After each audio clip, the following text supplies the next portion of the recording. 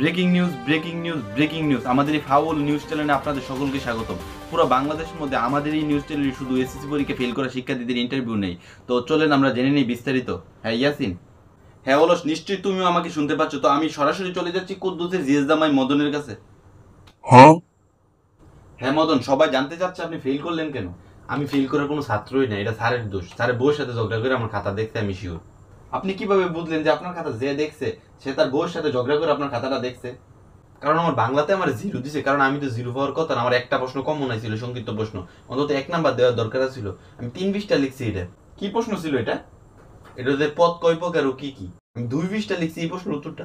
এরপর যখন আমি ভুলে গেছি আর কি, তাহলে আমার আরো আছে অনেক গালি, অনেক পদ আছে, কিন্তু মনে করতে পারতাছি না। পরে আমার কলমটা দিয়ে আমি আমার লগের পাশে সিটে দিয়ে বসে মায়ের এমনি কলমটা গুতা মারছি। পরে এই মায়ের আরো অনেকগুলা পদ দিছে আমারে। তখন আমি মায়ের থেকে হইন আবার লিখছি আমি আরো 1 পৃষ্ঠে। তো আমি কেমনে জিরো পাই?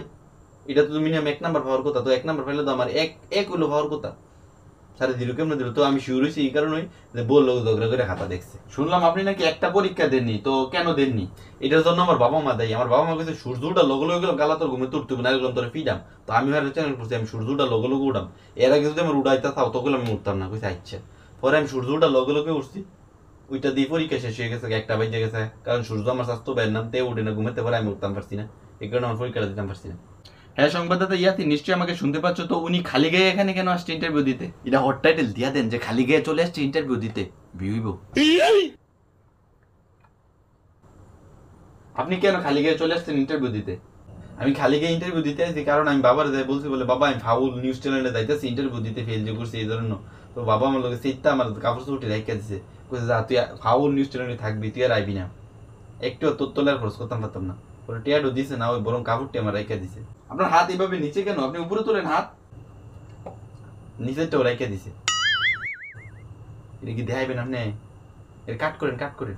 না না সমস্যা নাই, কাট করা লাগবে না। আমাদের বিয়ে হয় 10-12 জন। হয় এক্সেস গেঞ্জিটা আছে কারণ এটা আমার গার্লফ্রেন্ডে গিফট করছিল, এই কারণে এটা আমি আনতাম পারছি। আমি আপনার এই সংবাদের মাধ্যমে একটু আমার গার্লফ্রেন্ডের লোক একটু কথা বলতাম চাই। বলেন, সমস্যা নাই, বলেন। এটা দিছো বালা কথা, ফেনও একটা দিলে ফাত্তা। অভিশাপ দিলাম তোমারে, দূরে গিয়া মর।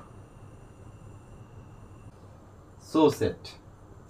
হ্যাঁ অলস, এই ছিল আজকের বিস্তারিত। এতক্ষণ দেখলেন বিস্তারিত। আসলে ফেল করে যে কতটা কষ্টের এটা একমাত্র আমরা বুঝি, কারণ আমরা এখানে যারা রিপোর্টার রাতে সবাই ফেল করা স্টুডেন্ট। আরে নিউজে সত্য কথা কস কি রে? এই রিপোর্টার ইয়াতিন ভাই, আমার একটা দাবি আছে আপনার খবর যারা দেয় তারার উপর। কি দাবি বলেন? তারা একটু কয়ে দেন না, আমার দর ভাই জায়গা দিত না। মানে হ্যাঁ একটু ভিডিওটা শেয়ার দিয়ে হ্যাঁ প্রোফাইল একটু জায়গা দিত আমারে।